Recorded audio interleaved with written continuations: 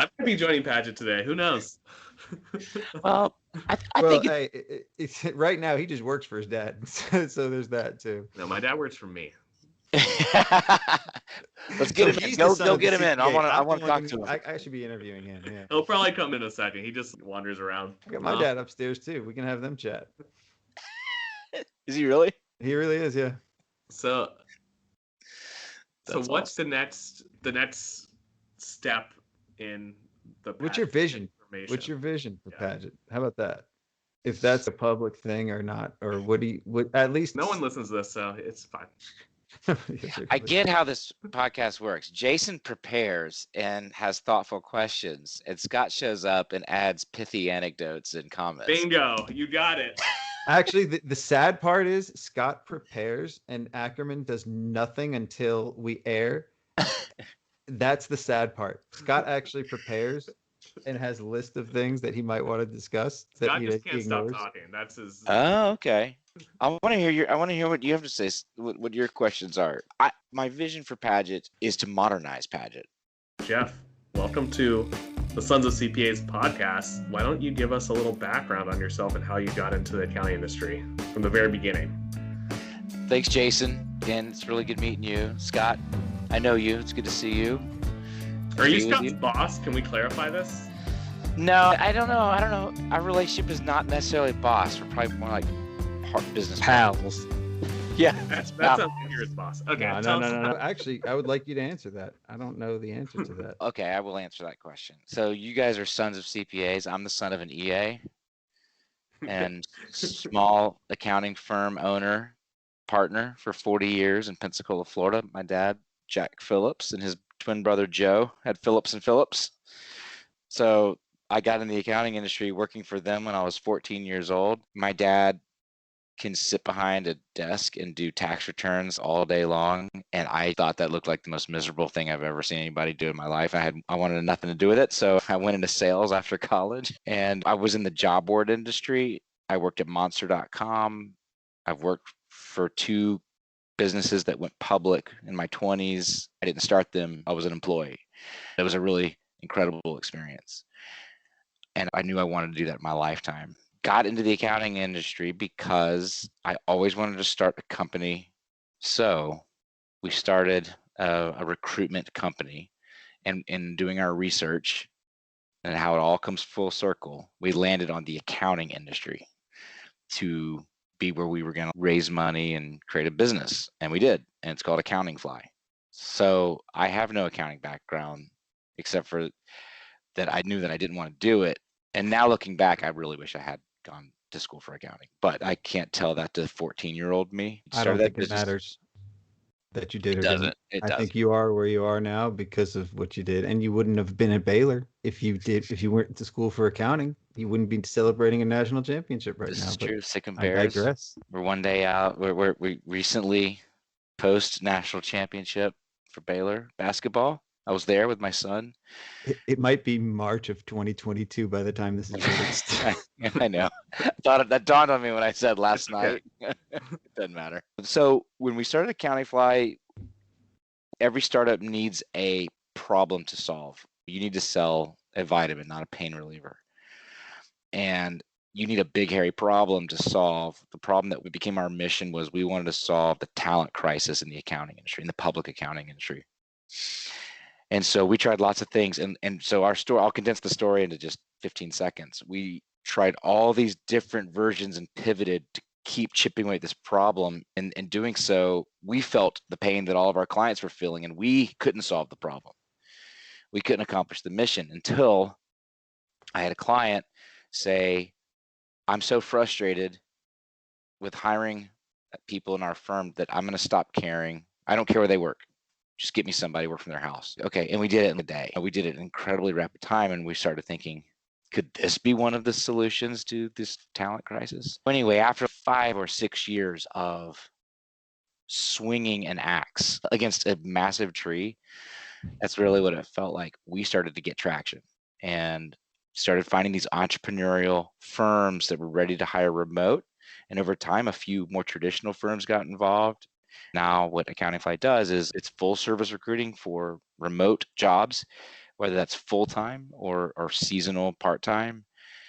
We only do remote. All of our clients are public accounting firms or bookkeeping firms. Who would you But say were some of those first firms that you were working with that were leading edge that helped you guys find your niche or find your way? yeah, it was Bruce Phillips.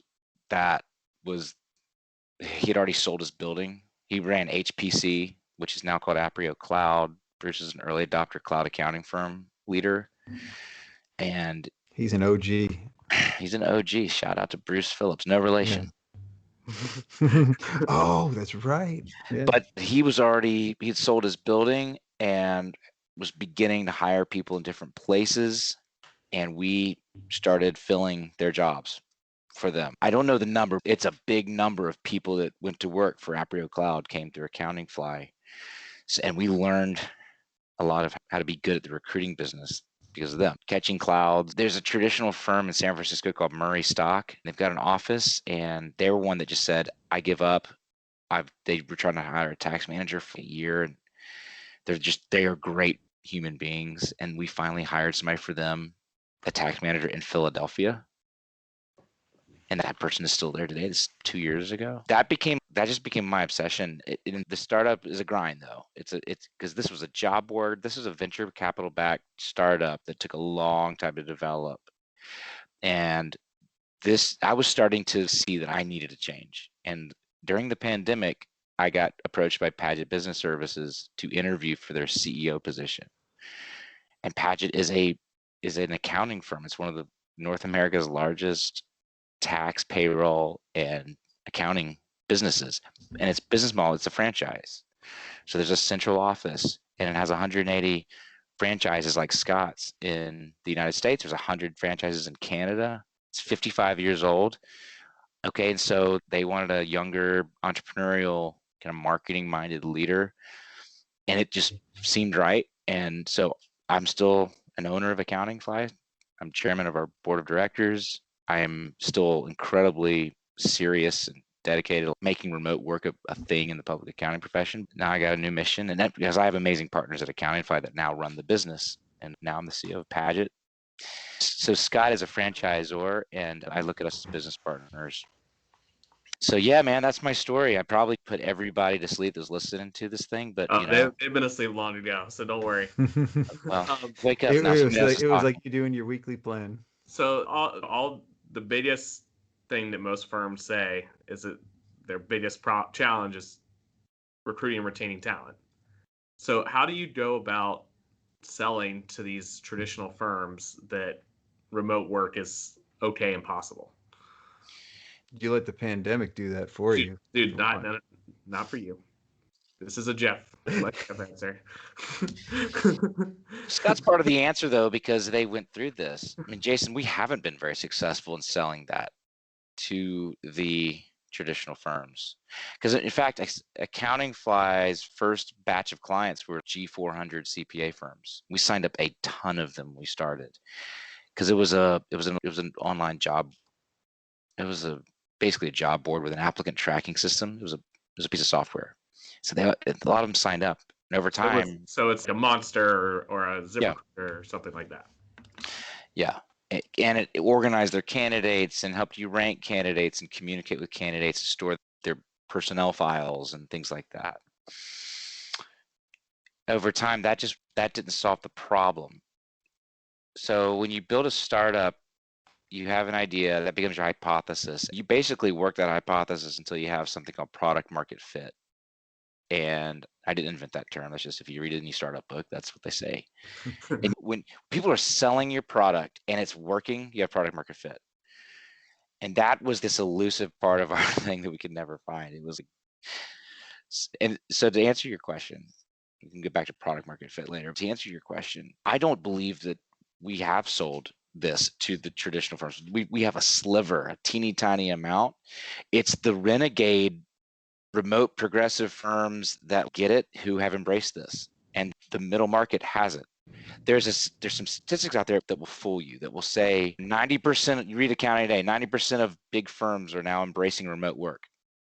And what that's saying is, our big firm in Atlanta, we let people work from home sometimes, not remote work.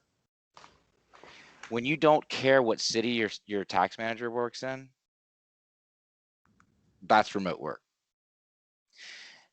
And so I don't have the answer to that question. In fact, I wanted to ask you guys. You're talking to firms that a year ago or before the pandemic, I would have said we're remote because we had one employee leave and we let her stay on when she moved to another state. It wasn't somebody that I hired without them coming into the office. I never thought we could do that. The ability to hire remotely and fully integrate them within the culture. That's actually an interesting question that I had asked Cal Newport on, and he answered on the podcast, which I might play on our podcast. So a little meta question and answer here. Your podcast and just put it on. Why not just do play that? the Cal Newport podcast and call it your podcast? That would be Overlay awesome. it. Yeah, it'll spread the word. No. My point on this. Let's get to the brass tacks there. That's it. But the pandemic helped. The pandemic, it wasn't that it helped. And I honestly think I would be in Ackerman's position right now, still in the office trying to cling to it, which is what he's doing. And he'll tell you that he's remote because he lets his people work at home, because that's what I would have told you. I was in Mexico when the shit went down. So because I didn't have control and I couldn't have said, oh, we're essential services, you guys are going to have to come in at least 1 or 2 days a week, because I said, you guys do whatever you want. They were so effective at doing it. They proved to me we can do this remotely. It's just, you have to have trust in the people you hire and your team in order to actually do it. And that's the problem with a lot of these firms, is they don't trust their employees and they look at them as subservience. They don't trust that they're going to do the right thing, or that they care about the firm, or they care about what they're doing. So they want to have a little more control. Maybe I'm off course there. That's the case. It's more that people, they just don't know that it's remote's even possible in the way that you say it. They're like, how do we even go about hiring someone like that? They're so far, they're not even, it's not that they don't trust their people. They're not even to the internet yet. They don't have a system set up in their office where they can work remote. Sure. That's probably the first issue. Yeah, that's it, Jason. It sounds great. Then how do I train these people? The first two questions I always get is, how do I train people that are remotely? And the other one is, how we're going to lose all of our culture. So what's your response to those? Well, I've been doing this for so many years, and now I'm just cynical and jaded, and I usually just beat people down with sarcasm. And tell them Well, why they're don't I bad ask- managers. Yeah. Those are the two big questions I think Yeah. most people ask. And Like you said. The thing that I realized, where it's important to acknowledge earlier that you said, how do you sell this to the traditional firms? And the truth is, we haven't sold it yet. They are coming to AccountingFly, or they're not coming to AccountingFly. Some of them land on remote themselves. In almost every case, it is just out of an abundance of pain. I'm going to have to start hiring this remote and make it work. They do not have the systems to make it work. Those systems have to get built. And if you are a company that has good management and is thoughtful about management of people and training of people, doing it remotely will be almost no different than doing it in a conference room in a building. What I think is really being said is, we're not very good at training and managing today, but we're holding on by a thread, and now I'm going to do something that's going to make all of this a lot harder. You know what I mean? So I think 100%. The biggest issue with accounting firms is that they think they're good at management, but they manage on a timesheet, or they manage on we track too much things at our firms, and we don't actually manage our people, or worry. We expect them to come out of college and be able to do an audit or a tax return, and they're not trained to do that. We give up on them. So we're not good at training and managing. When I see firms that are obsessed with systems inside their firm, I know they can go remote, like a flip of a switch. Scott's firm is an example of that, and I'm sure yours is too, because I've heard you guys. We just do pay it. We should pass our. We just mail paper to each other. That sounds incredibly inefficient. If you think a lot about your business as a system and a system of systems, then managing people remotely, these sort of things that you tell yourself that are scary about building a team that doesn't live in your city is not that bad. So let's talk about management. Yeah. Scott, you said it. At the most simplistic level, you have to evolve from managing by walking around, managing by FaceTime, to evolve to managing by trust. How many hours should they work a week? When should they be on? When should they be available by different forms of communication? Just stop. Let's say if we're going to spend $85,000 on a human being to spend all of their time working for us, let's trust the hell out of them. And if that doesn't work, if we're wrong, then we've hired the wrong person. So that is the first gate of how remote work is going to have to work. There's a million other things. That's the prerequisite. I love that. So how does AccountingFly, how do you give them assurance that the people that you're hiring are qualified to do these positions? So that's the hard part about AccountingFly, is because it's a lot easier for us to work with firms that are already there, because our biggest issues have been with firms that are doing this for the first time. And so we started a little consulting arm to try to get those systems in place. And where we've been able to sell that service, it's converted a lot better. The business model for AccountingFly is basically where you pay us after we find the successful hire. If they don't stay for a period of time, we replace them. So you're actually asking a question that we need to figure out, which is, there a better model where you could give the client, there needs to be a way to educate the business owners how to get there.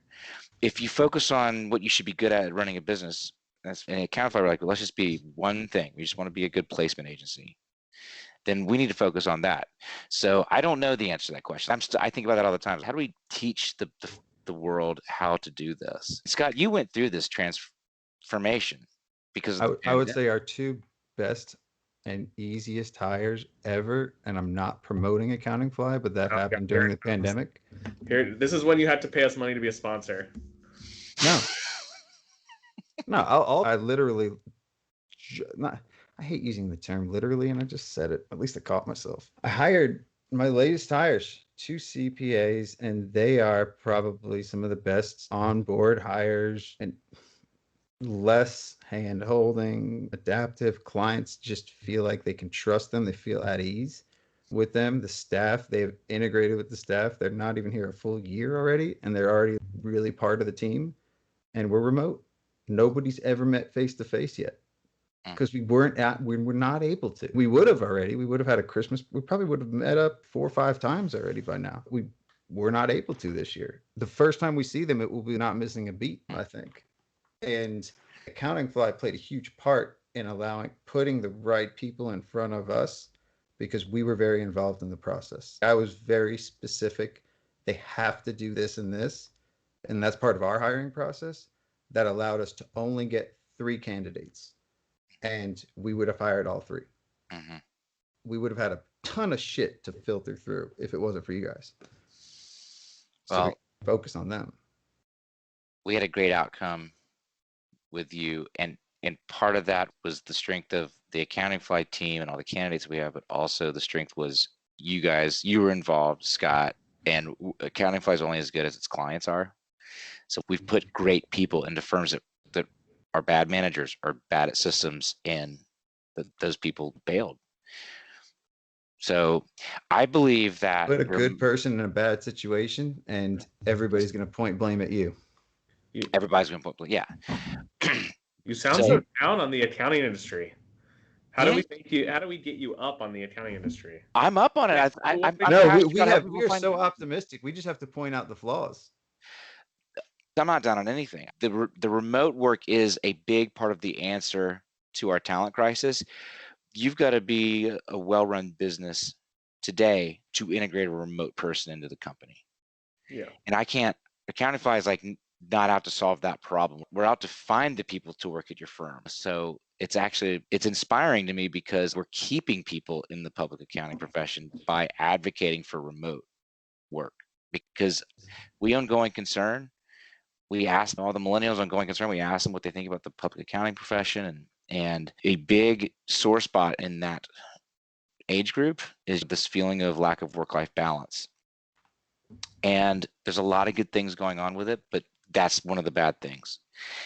And remote is part of the solution to that. So I feel like if you can, we post a job for a remote position, Jason, we get 8 or 9 times the applicants that we do if it was just going to be in Charlotte or any city.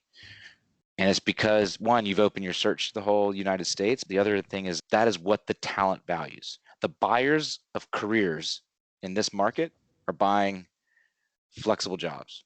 The sellers of careers are trying to offer inflexible jobs. And we're in a buyer's market.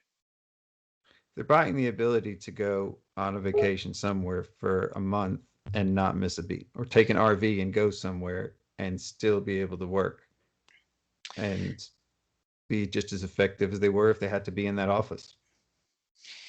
Yeah, and everyone that just heard you say that got terrified when they heard you say that. Wait a second, I'm going to hire somebody who's going to live in an RV for a month at my firm? Okay, I'm out. That Jason probably thought that when he heard you say that. No, I'm all. I don't get the people who live in RVs, so that's just foreign to me. Right. But yeah, well, I mean, we're gonna be interviewing Donna pretty soon, doesn't she? Yeah, she basically lives in an RV. Yeah. That's awesome. There's a lot. Flying. There's like Shit, Donna is. I'm fascinated by Donna. I'm so excited. We're gonna do this in person. I would domicile myself in Pensacola, 0 income tax. Yeah, makes a lot of sense. Yeah, this is super interesting. I think the consulting side. Yeah. You can. I've got a lot of ideas on the consulting side. I think the consulting side, there's a lot of potential. There's a lot of potential there. I have a problem. It's an addiction. It's a business plan addiction, and I'm also very candid. I have one of those too. I know. Yeah, that's why we get along. That's why Ackerman keeps me grounded. I've got him to keep me. He's that black cable that you have to plug into. Yeah.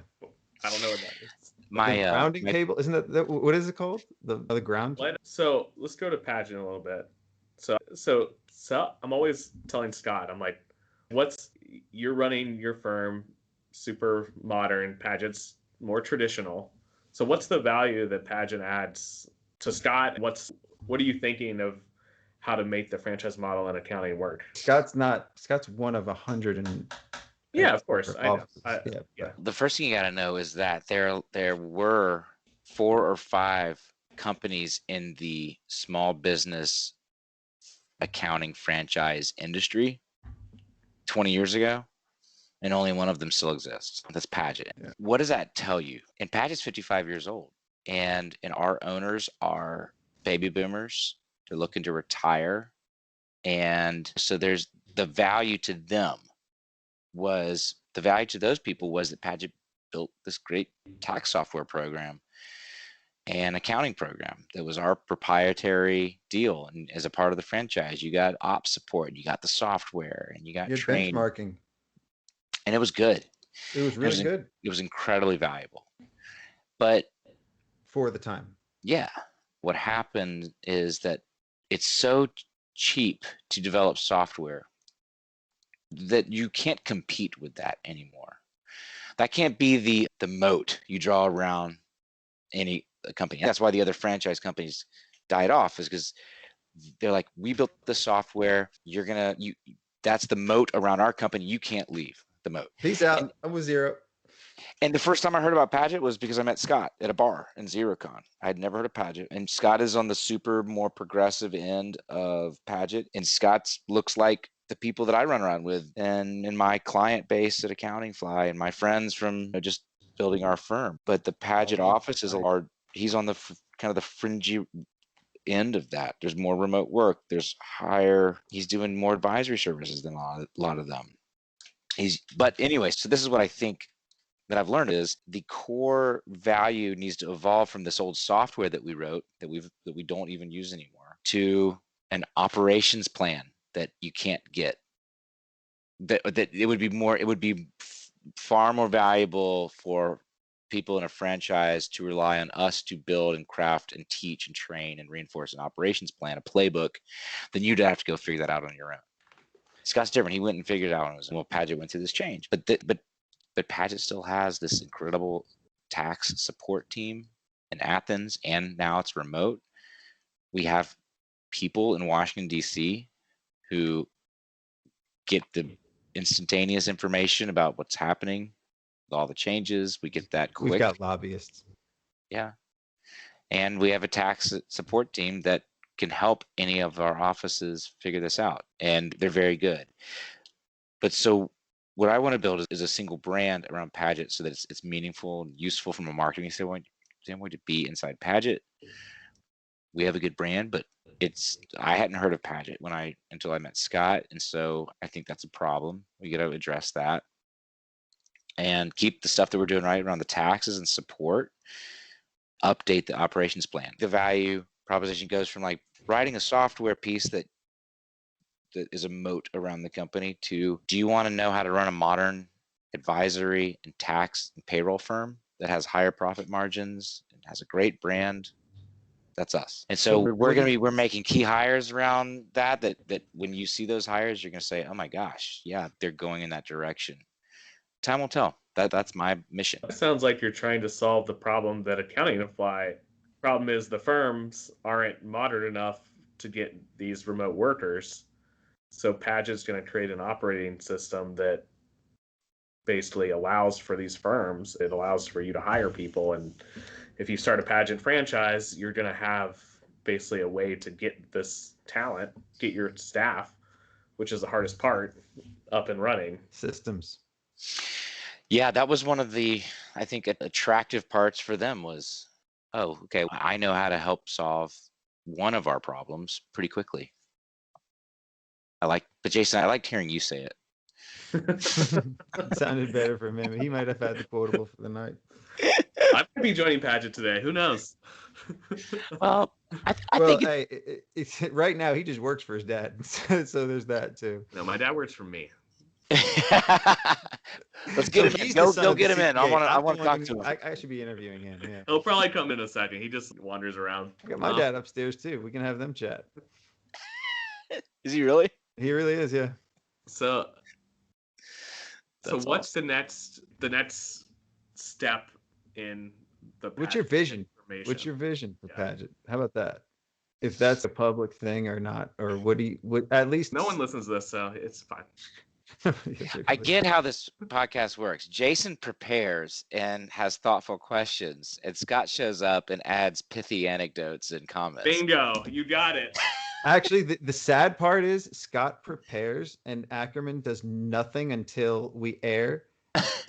That's the sad part. Scott has a list of things that he might want to discuss. Scott just can't stop talking. That's his. Oh, okay. I want to hear what you have to say. What your questions are.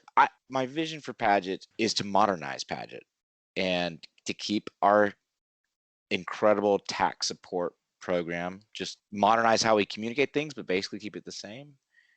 Have a national brand. We just hired a chief marketing officer who worked at Google, who worked at American Express, and has been doing nothing but performance and brand marketing for the SMB world. So I want her to figure out marketing so Scott doesn't have to. Build our operations plan for a modern firm. And there's so much good stuff at Padgett with these you should meet the other owners of Padgett besides Scott. They are, I feel like I'm talking to my mom and dad, but they're just hardworking. Yeah, they're good people. Good. They really are. So how do you get them to the next step? How do you get the baby boomers who are really good at tax and their jobs, but to modernize? Well, this is why you're gonna have to. I can tell you how it happened on my office because my office is 20 years old. No, I'm serious. It is a solution because it happened with mine. I was hired, 12 years ago by an old man. He said he was going to retire in about 5 years. I turned down a job that I was going to get paid about $40,000 more. And he was only offering me 40. I took it anyway. And he said in about 5 years, he'd retire and let me run with whatever I wanted to do. I saw him as more of a compliment to my personality than anything. So he would step out of the way. He ended up made a ton of money. I paid him for his office. Now I'm locked in, chained me up to this franchise. And I would have found any way I could to get out of it if they didn't hire this guy. They hire this guy and at least gives me hope. And I have faith and trust in the future. I'm excited. That's beautiful. But tell us, so how do you get these older people to, obviously hiring a Scott is great, but there's not a million Scotts, or maybe there are.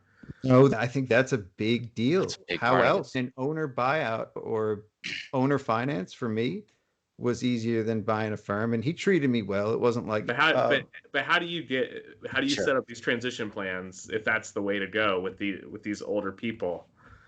Is that the solution, or do you just say, okay, they're old, they're not going to really pick up on this, we need to get the younger people in there to help them? he did a profit share with me for 5 years. It was money. Money was the Can you motivator. please let Jeff answer, for the love of God? But I like your story is part of the answer. Jason, one of the things is like these are businesses that are owned by one person. There is no committee. There's no group think. You'd be shocked at the number of Padgett offices that are owned by baby boomers who are now employing remote staff in the last 6 months because they hear people like me, they hear people like Scott, our home office staff talk about, hey, this is what we've learned about remote staff, remote hiring. And that's not me ramming this down people's throat. In fact, I stay away from it. It's just talking about what the best practices are. So I think that was one of the interesting things. Padgett is owned by a bunch of the owners are entrepreneurs who don't have to get permission from other partners to make decisions. I think that kind of will move our needle forward a little bit. The other thing is, if you want to sell your super interesting, because I think that's one big problem with accounting is the partnership model and so many people having to make a decision, and you have these one people owners, they can pivot. Agile. And maybe you have to just maybe they just didn't know about all this stuff and you just needed to tell them. Do you and your dad disagree on any aspects of modernizing a CPA firm? We're unique because he's very forward thinking. Nice. It took me a little bit to get off timesheets. This was 8 years ago, but that was once. I get it now. For so long, it's just hard to know there's another option. You kind of know that the system's not good, but what's the other option? We don't know what we don't know, all of us. That's why I listen to stuff like this. I like to hear that this guy in Raleigh, North Carolina, started hiring remote people because of the pandemic. Oh, and he made it work. And his employees are engaged. And he's a big fan of it now. This is why this is important. But here's the thing. I think Ackerman is a good example because we do talk about time a lot. And I know that's not this episode, but you said right there that you were very reluctant to get off timesheets. You had to rethink the way of doing things because that's what firms are dealing with right now. That's what they have a set way of what's been proven to be right and what works. So they just keep doing that. You had to rethink that to get rid of time.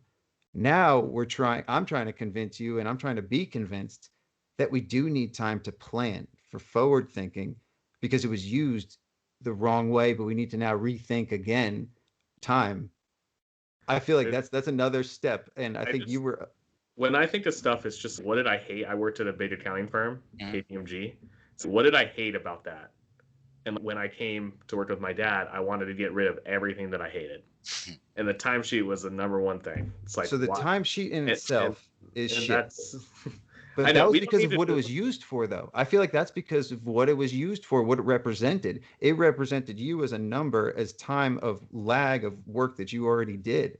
But I think of it, to me, it's not a timesheet of what I did. This is what I'm going to do this week. This is our biggest debate. He's trying to get back on timesheets, and we're never going back on timesheets. I think people should plan their time and learn from it to learn how long something really takes instead of tracking how long it took and tracking the lag. I think they need to learn that for themselves. You think timesheet is a leading indicator. Jason thinks timesheet is a lagging indicator, and that's why you disagree.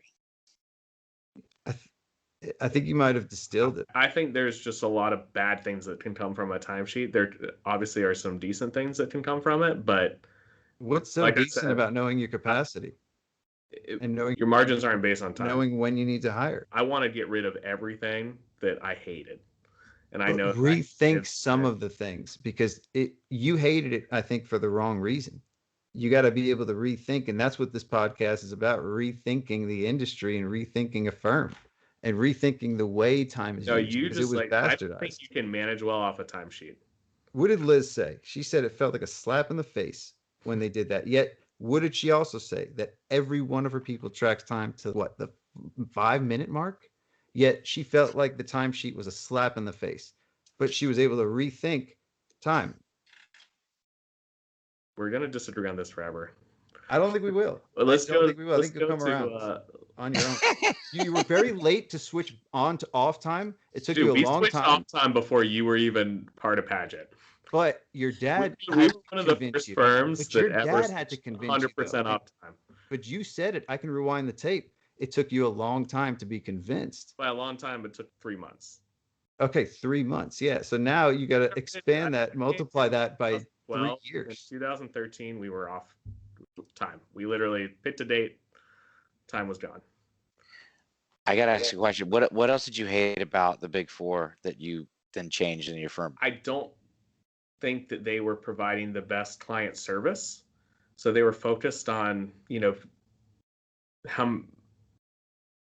they're focused on getting the work done as cheap as possible. Basically, I didn't like the fact that interns and first year people were doing most of the work. It was maybe getting reviewed by other people up top, and there's so many layers.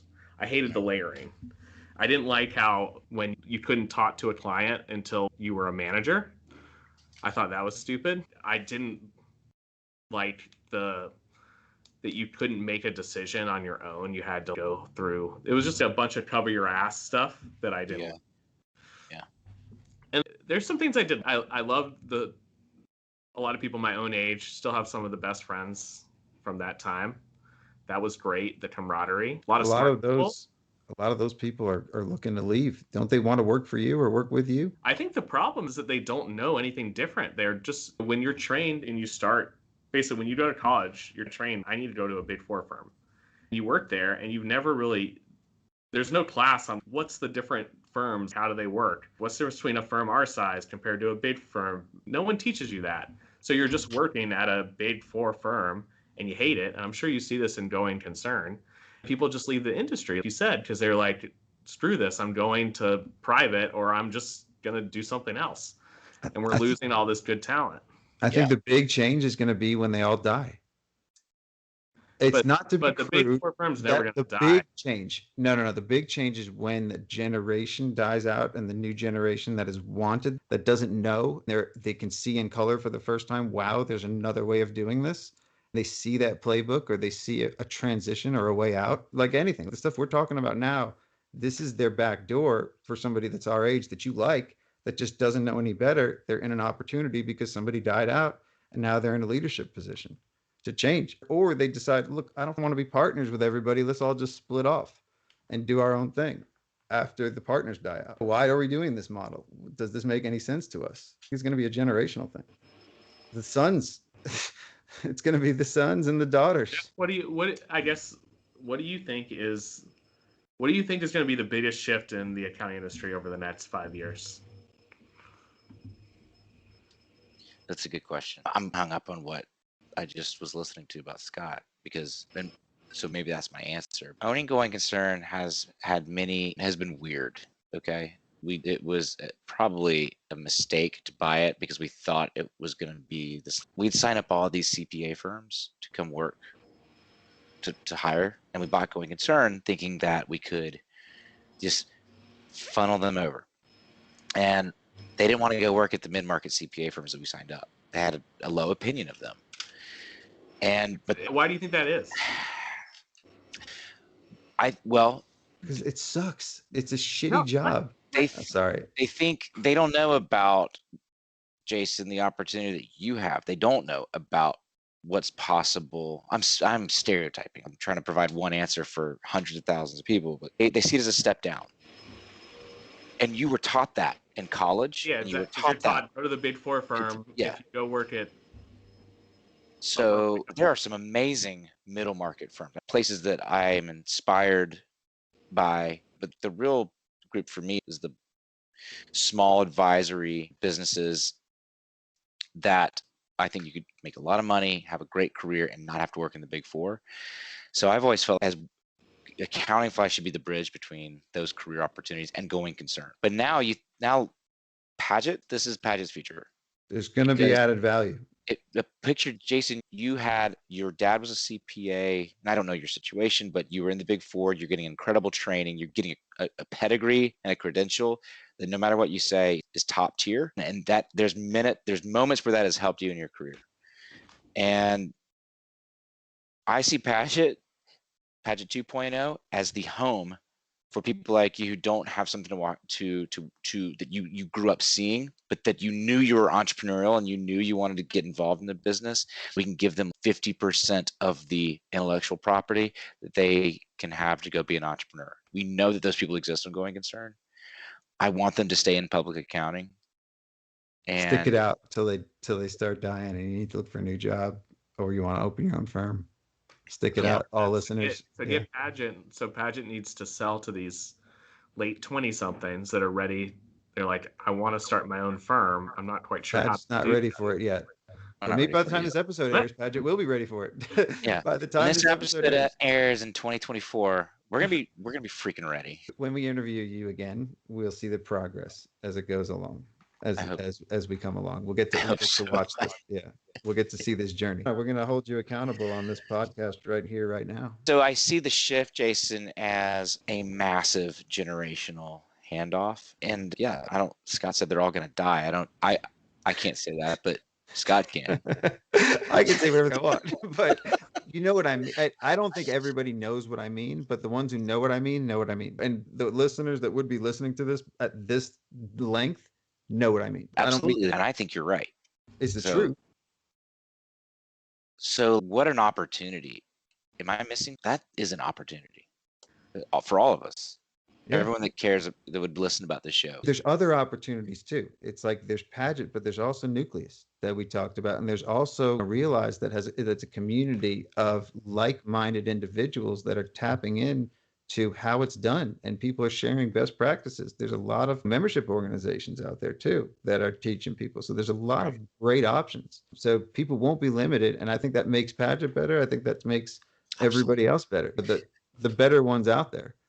Yeah, Padgett's not for everyone. In fact, it's only right for a couple hundred accountants. But there's 31 handcuffed. I'm chained. You're in a contract. Yeah. You're in a contract. That's what it is. Hey, if you can't beat them, join them. But there's 31 million small businesses in America and growing. I know 150 accountants. Yeah. That are in the small accounting world, advisory plus tax and payroll, bookkeeping business. Yeah. Cloud accounting. That's a reason why also accounting hasn't progressed, because it's super easy to make money in accounting. We haven't needed to change because we're making the firms are making tons of money the way they're doing it now. Why do they need to change? Well, you take somebody here, Jason, I want to respond to that with a hot opinion. That another reason why it's willing to change is the generation before you guys has not been willing to change and has not been willing to embrace young people or diversity or different business models. And it pisses me off, to be honest with you. Well, why do you think they haven't done it? I don't know why. I mean, without naming any names, let's say the first person I hired from AccountingFly. Okay. I'm just trying to collect my thoughts and say it straight. She was treated like a dog at the firm that she worked at. It's a CPA firm.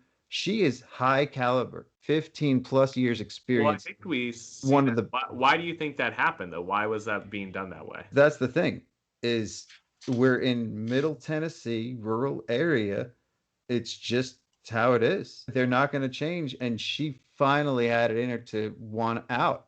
She had a good job. It wasn't where she should be for the amount of time she was there. And like I said, now she's enjoying work and life because of this new way of doing things. And she didn't really ever see that. So thank AccountingFly, or for her finding AccountingFly or finding whatever our job, listing from AccountingFly.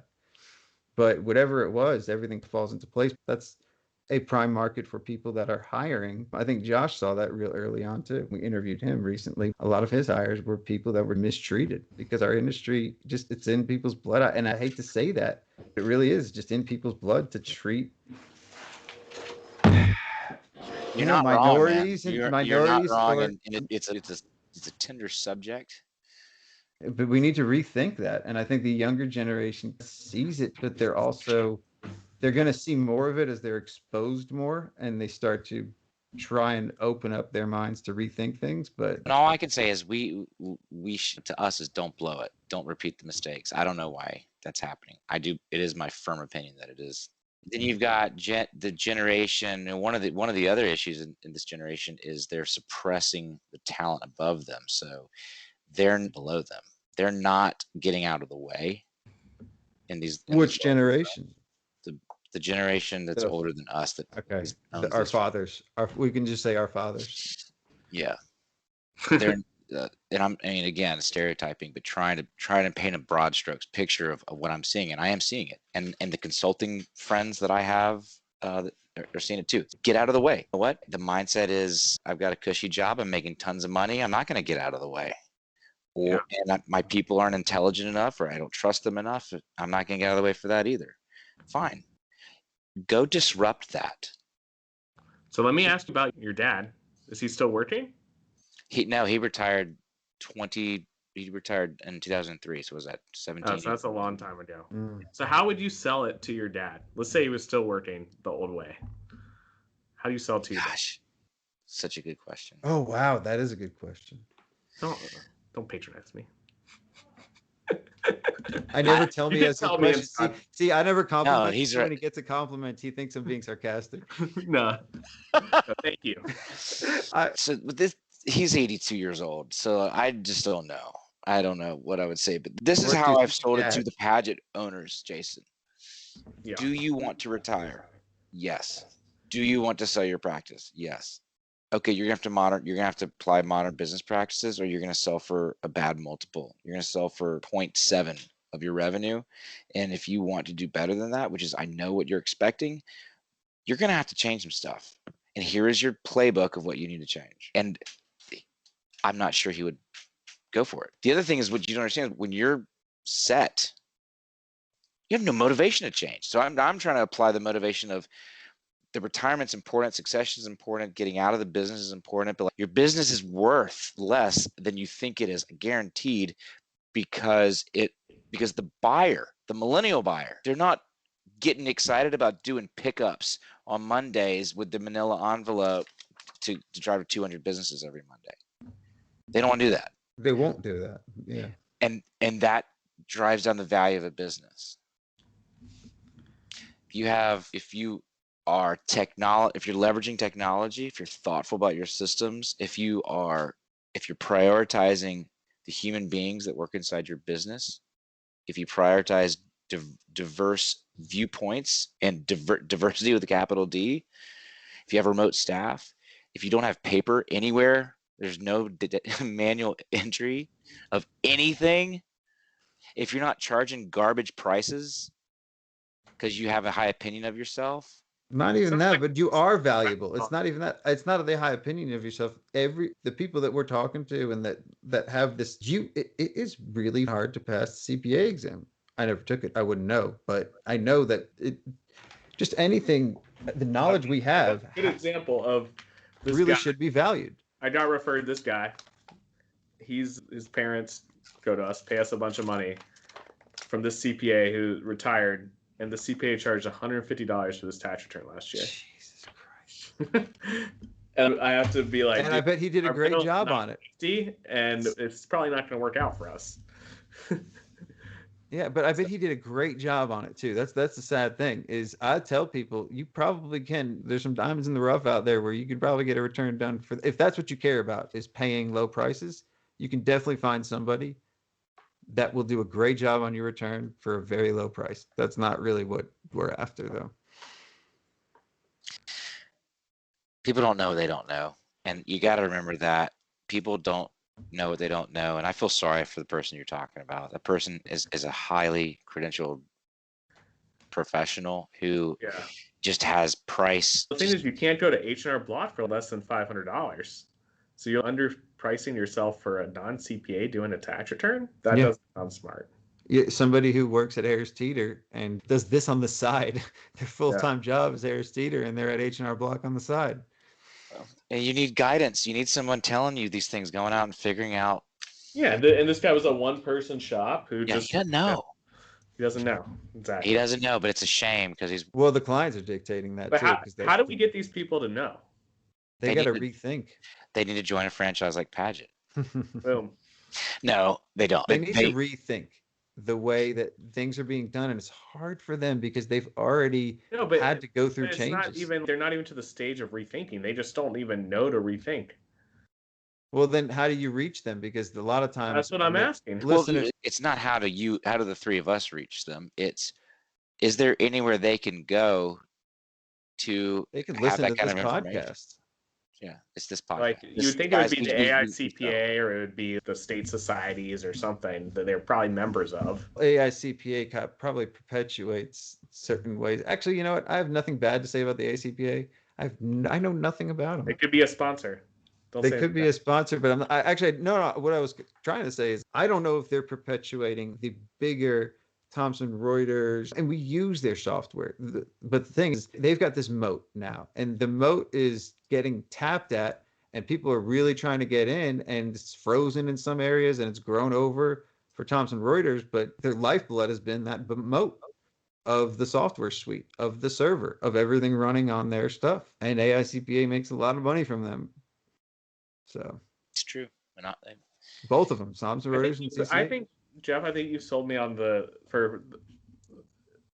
future. A franchise model can work for the millennials. I think you can build a millennial brand that people will want to be a part of. I think what I've sold you on is there, because when people hear franchise, at best they think H&R Block, and at worst they think Burger King, Kentucky Fried Chicken. No, you need to be the Chick-fil-A of franchises for accounting. Hey, that's awesome. Jason, I'm with you. I've used that analogy in more ways than one. No, we need to be the Flintstones of franchises. You said it earlier, the vitamin. You don't want to be a vitamin. You don't want to be a vitamin? You want to be a pain reliever. Oh, I thought you said you want to be the vitamin, not the pain reliever. When you start a company, you know that you will not sell your product if it's a vitamin. They put do not smoke messages on cigarettes. Guess what? People still buy it. You're in North Carolina. People still buy cigarettes. Okay. Are you going to tell them about the 17th hole or not? No. Okay. You've already said it on several episodes. All right. Last question, because we've kept you long enough. So what's the technology? What do you think the next big startup in the accounting industry is going to be that people need? You got to remember, I'm not an accountant, so I just don't get into the weeds of that. But let's think about this for a second. Just off the cuff, you got good ideas. Yeah, one of the things that kind of bugs me about the current technology stack is that it's very hard for it all just to plug in together and just work together nicely. And I get what you're thinking is, well, yeah, but you can do Zapier. No one that I work with. No, I'm with you on this. So Padgett uses this Thomson Reuters suite of products. We UltraTax and Accounting CS and this big suite of products. Okay. And the thing that is positive about that is that they all work together. But when you look at the cloud, the modern cloud stack and what's out there, starting with your QBO and your Xero, you had your payroll and you had your reporting, who has the ability to just wire that all together? So if I were raising money on a tech startup, I would create a web services integrated. You pick all you want. Oh, you choose this menu and we are going to give you this. Yeah. Oh, that's a good. Oh, wow. We might actually want to quit our jobs and start that. Oh, yeah. I mean, the biggest. Oh, I love that. I love that, though. Here, you choose these options. Submit this one if it's not listed, because we're not an expert at it yet, but we will be. That will be here. That will be here soon, because it will be here soon because we're going to do it. If we don't do it, the listener's going to. I believe somebody will. The listener's going to have the capability of doing it. Yeah, when you make $1 billion on this idea, whoever, I just want to interview you and hear about your inspiration for the idea. I'd also like $2 million.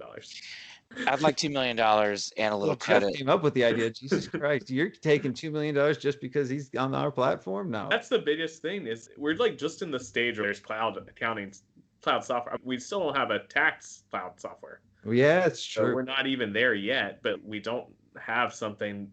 When I update something in Carbon, I have to update it 7 places. It's freaking sucks. So that's the issue. problem. And Well- we're not an industry of computer science majors. Beg to differ when you talk to stats. He's a computer scientist who Sure. went into accounting. Okay, I agree with you on that. Only one person. That's one example of. Then it's probably going to be him that goes and does this. Because you get so fired up about the software, but it's the same old problem. None of it talks to each other. Yeah. Let's get him back on. Let's I love propose that. this idea to All right, him. Jeff, this has been amazing.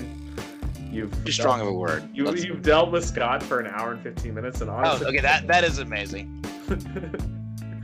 You both love me. Jason, I accept your compliment of this was I've got amazing. some ideas I want to talk with you off air on some AccountingFly ideas. I'm gay, We'll man. talk about that now. But this is great. I love that, and I'm sorry for the background noise. I just got a text on my computer. I'm just blowing your podcast up. But I like this because we can have an honest conversation and just have some candor. Yeah, exactly. That's all we're going for. Just candor.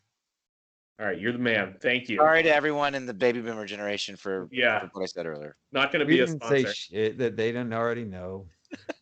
We acquired Going Concern in 2015. We got a puppy for Christmas, and he's been boarded for the last 3 days. So my two daughters have one job.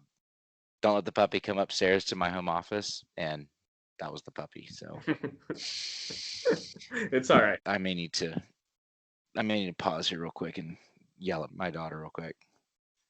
Is that cool?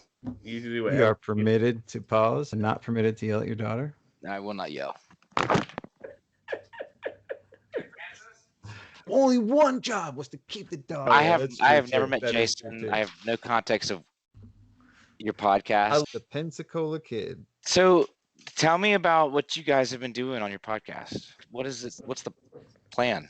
Already started interviewing us. That's a really good question. I think Scott wrote me into this, but I think our idea is to talk with younger firm owners and see how they're managing their firms and how to make accounting firms better. Not just firm owners, but people in the industry too that see the same vision for the future, which is very unclear. But we're all seeing that vision together collectively now as stuff that you may have said 3 or 4 years ago are super relevant today. Because I hear that on some of your older interviews on podcasts where you were saying something, what was it, 3 years ago on the Cloud Accounting podcast that is super relevant today. Jason, you're in Charlotte? Yeah, outside Charlotte. But practically, we're in South Carolina, but on the border. Oh, really? You right near Carowinds? Exactly, yep. Carowinds, yeah, exactly. If you know where Carowinds is, that's 10 minutes from here. Huh, that's cool. I was in Charlotte at like 6 o'clock this morning. Oh, you were been there sooner than I have. I was there Monday. 2 days Oh, that's ago. right. My brother went to Florida State, so I've never been to Pensacola, but I've been around near there. We're a big Florida State family, and I started at Florida State, but I finished at Baylor. And You're happy. I'm really happy. I was there. Oh, that's where you're flying back from. That was awesome. Yeah, I was flying back from the national championship. High on life. We had a 5 o'clock a.m. flight this morning, and I probably got 3 hours of sleep. We had a How 6 did the tickets work for that? There's probably 15% capacity of half the stadium. So they cut the stadium in half. Yeah. There was probably 35,000 seats available on this side, and they probably had 7,000 seats that had people in them, maybe 8,000. So I know that's not 10% capacity. I was doing the whole stadium. Doesn't matter. But I do want to go on record that I think I have rubbed off on both of you because I haven't said a word and you guys just veered way off. We haven't started yet.